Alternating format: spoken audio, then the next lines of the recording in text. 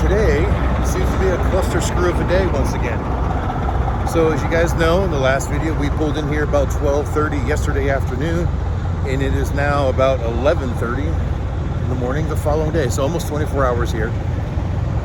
And I guess there's some reasons with the insurance certificates being certified or something like that. So we weren't allowed to actually occupy the space, which is this green field right over here is where we all set up at. And about 15 minutes ago, all of a sudden, we see people pulling onto the field, but I personally was not notified whether we were safe to go on there yet or not. And now it's just a free-for-all. Everyone's in line trying to get in there, though we've been here way longer than everybody else has. And with a big rig, we've got to be one of the first ones to get into our spot before they build stuff around us. So we're all just sitting here trying to figure out what in the heck is going on. So there's a line of vehicles trying to pull in. Luckily, none of them are in my row yet.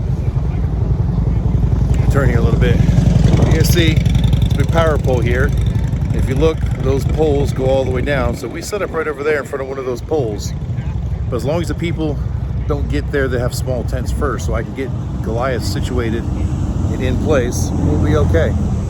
Luckily, so two big rigs that go behind us, and we're all talking to each other so that we know to give each other room. We all work together here pretty well. So let's see if this cluster screw gets cleared up so we can get this done. Well guys, about 2 minutes after I recorded that, I got the phone call from the promoter. Said, hey, it's time to move in. So as you can see, we got the truck on the grass. That's Pete there from Sounds moving in behind us. So I guess it's time to get busy, time to get this thing set up so that we can be open for business tomorrow.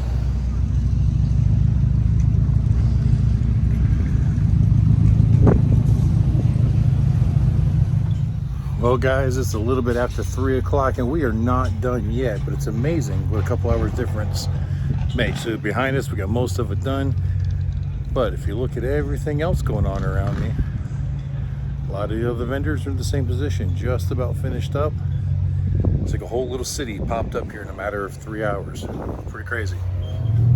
Well, all right guys, it's 5 o'clock. We are done setting up. Katie and I are hopping in the Mini and going to go do a few things. I know yesterday I said we were gonna go do laundry, short. And well, we didn't get it done. We ended up sitting around talking to the vendors for a while. By the time we made it to the laundromat, they were already closed. So we just went out, had dinner, came back home, got a good night's sleep. This morning I got caught up in a lot of my emails and other stuff like that. So I'm hoping tonight and get caught up on comments. Sorry if you guys have been leaving comments, I haven't gotten to it, but it's been a busy last few days and I'm definitely behind schedule. However, I'm going to try to get caught up on that tonight after dinner. As you can see, I got quite a bit of sun today out here. And probably should have put a sleeved shirt on instead of a tank top. But anyway, let's go get some laundry done. I'm not going to show you guys that because it's boring.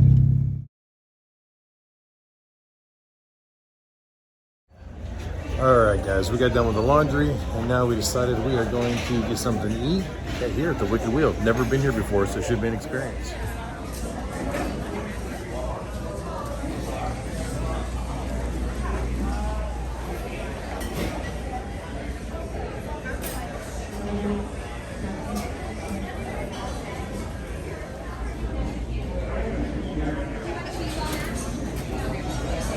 Guys, and guess who we're meeting here at the Wicked Wheel? What? It's double camera. Look, it's Bob and Tam, the Bob and Tam's Excellent Adventure, and they're actually doing a live right now. So you're watching me, watching them do a live. What? Isn't that crazy? That's some crazy stuff.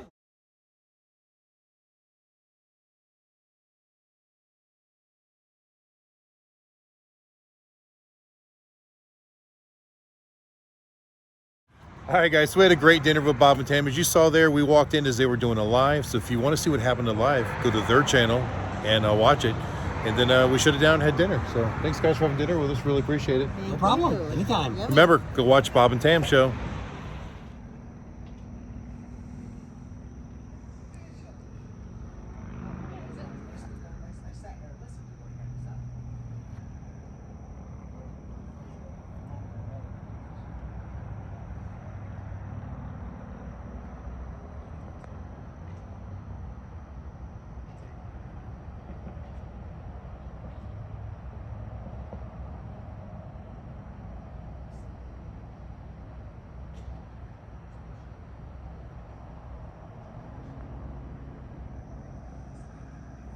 All right, guys, we're back at Goliath. We're back at Frank Brown Park, where we're going to do business at for the next 4 or 5 days.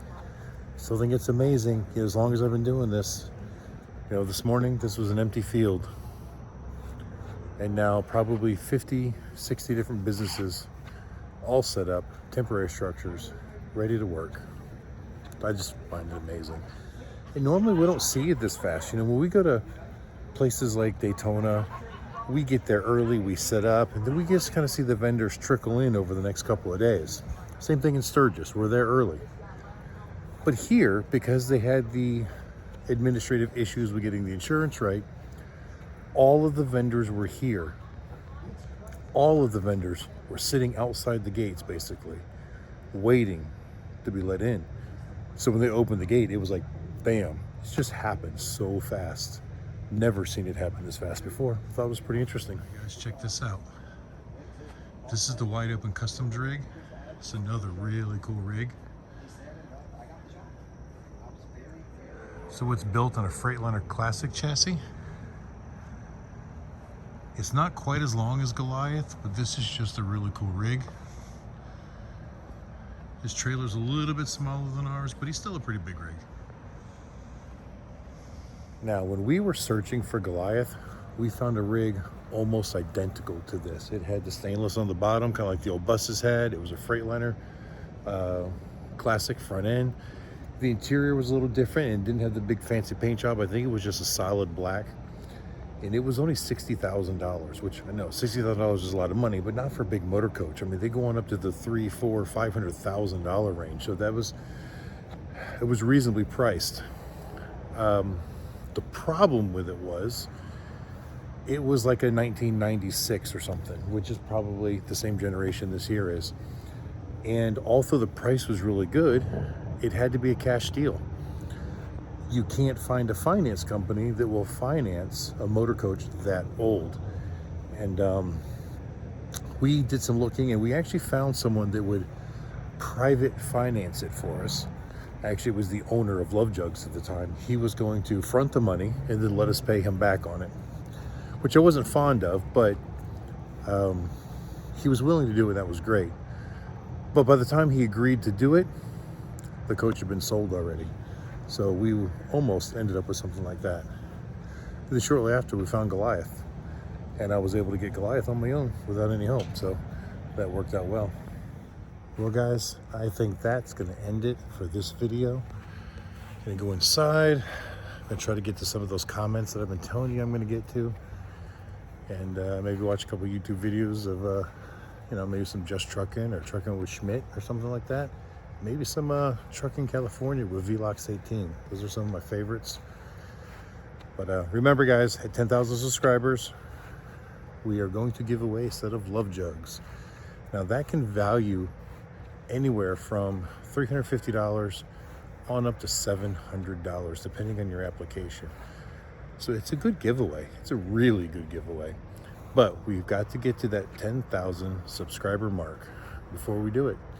So share the heck out of the video, like it, leave a comment. All those things help the YouTube algorithm to suggest it to more people. The more people suggest it to, the more likely we are to get that subscriber count there and faster.